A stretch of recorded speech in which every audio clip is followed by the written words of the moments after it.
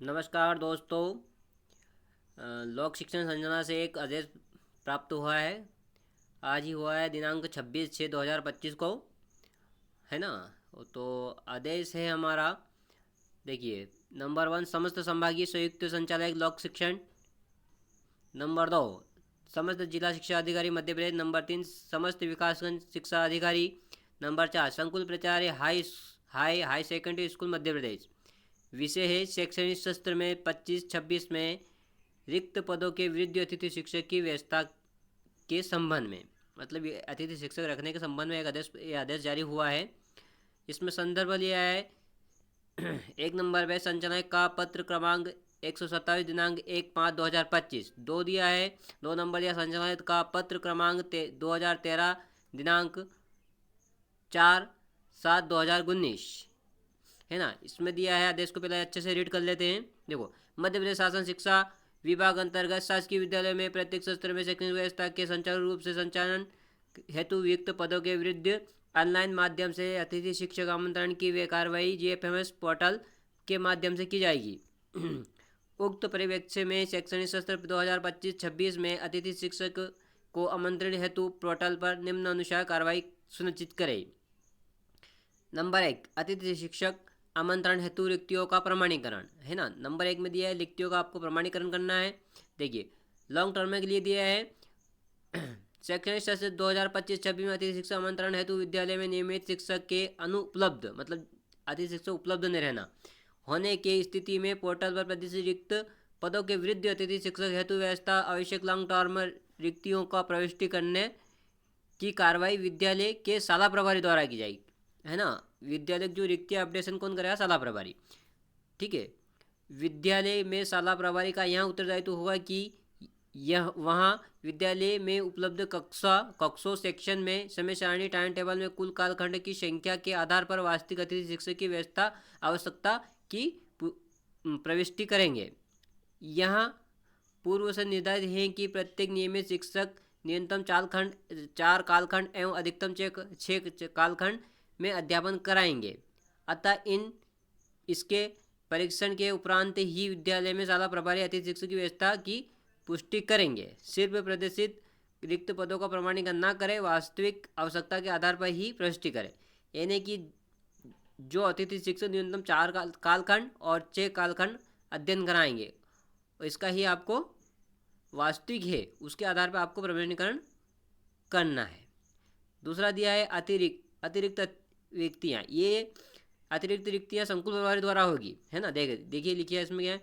ऐसे नियमित शिक्षक जो बीएड एमएड पाठ्यक्रम के में गत वर्ष से प्रदर्शित हैं, उनके कारण उद्भूत रिक्तियों वास्तविक आवश्यकता होने पर अतिरिक्त रिक्त संकुल प्राचार्य के द्वारा पोर्टल पर दर्ज की जाएगी, है ना। अतिरिक्त रिक्तियाँ कौन करेगा? संकुल प्राचार्य।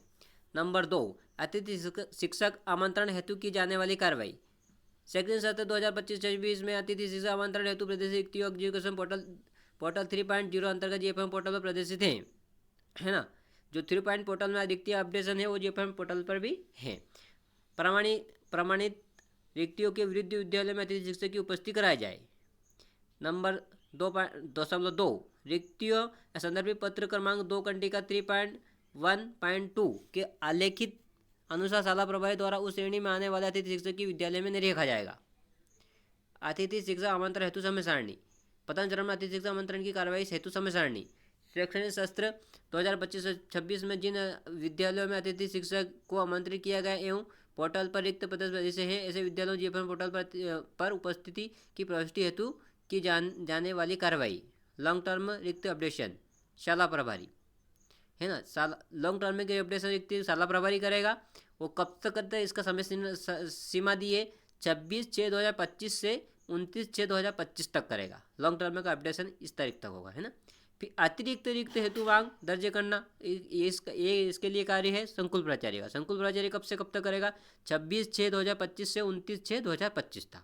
अतिथि शिक्षक आमंत्रण हेतु जीएफएम पोर्टल पर रिक्तियों का प्रदर्शन, मतलब जो रिक्तियाँ आपको दिखने लगी 30/6/2025 को।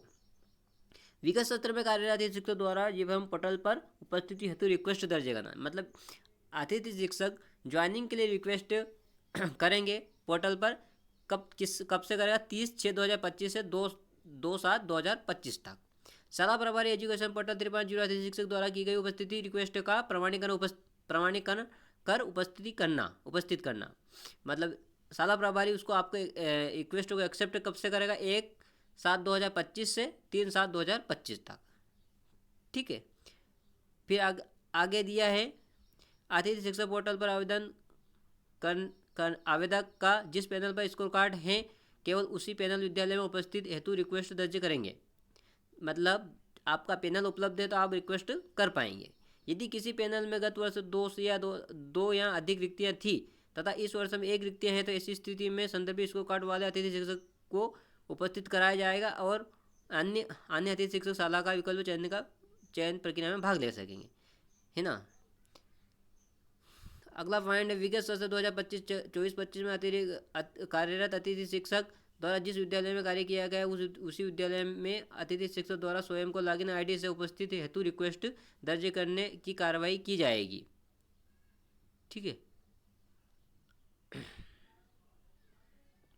और जे पोर्टल पर निर्धारित 3.0 निर्धारित समय संबंधित विद्यालय में दर्ज की जाएगी। ठीक है। अगला पॉइंट दिया विद्यालय में शाला प्रभारी अतिथि शिक्षक के विद्यालय में उपस्थित करने के पूर्व स्कोर कार्ड में दर्ज शैक्षणिक व्यावसायिक शिक्षक पात्रता परीक्षा का जानकारी प्रशिक्षण करने हेतु उपरांत अतिथि शिक्षक की उपस्थिति पोर्टल पर प्रमाणिक करे। जानकारी त्रुटिपूर्ण पाए जाने की उपस्थिति में रिक्वेस्ट रिजेक्ट कर सकता है शाला प्रभारी।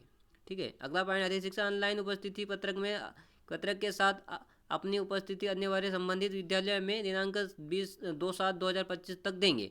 विद्यालय में अतिथि शिक्षक द्वारा निर्धारित समय अवधि में उपस्थित हेतु रिक्वेस्ट नहीं देने पर शाला में रिक्वेस्ट के सत्यापन हेतु समय सीमा उपस्थित नहीं होने पर संबंधित और उपस्थित पत्रक उपस्थित रिक्वेस्ट स्वतः ही निरस्त की जाएगी। इसके उपरांत आवेदक को शेष रिक्तियों में होने वाले नवीन शाला विकल्प चयन की प्रक्रिया में भाग लेना पड़ेगा।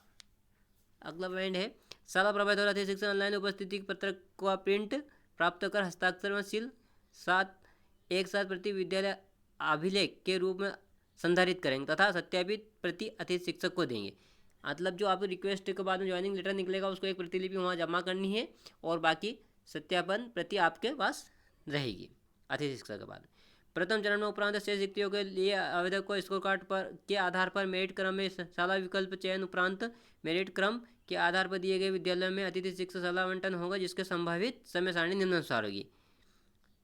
द्वितीय चरण के अतिथि शिक्षक आमंत्रण की कार्रवाई समय सीमा, है ना। द्वितीय चरण में क्या संभावित क्या होगा? शाला विकल्प चयन हेतु रिक्तियों का अपडेशन मतलब प्रदर्शन होगा 5/7/2025 से। इच्छुक आवेदन द्वारा शाला विकल्प चयन करना 5/7/2025 से 7/7/2025 तक। शाला विकल्प चयन के आधार पर मेरिट क्रम में शाला का आवंटन होगा 9/7/2025 तक। और शाला आवेदन को दी गई शाला हेतु जीपन पोर्टल पर आवेदक द्वारा उपस्थित हेतु रिक्वेस्ट दर्ज करना 10/7/2025 से 12/7/2025 तक। शाला प्रभारी जीपन पोर्टल पर अतिथि शिक्षक द्वारा की गई उपस्थिति रिक्वेस्ट को प्रमाणीकरण कर रिजेक्ट और कर एक्सेप्ट की स्थिति में उपस्थित करना है 10/7/2025 और 12/7/2025 तक। और ये लोक शिक्षण संचालनालय के द्विवेदी द्वारा प्रेरित हुआ है। और अगर वीडियो पसंद आया तो वीडियो को लाइक शेयर कमेंट और सब्सक्राइब जरूर कर देना।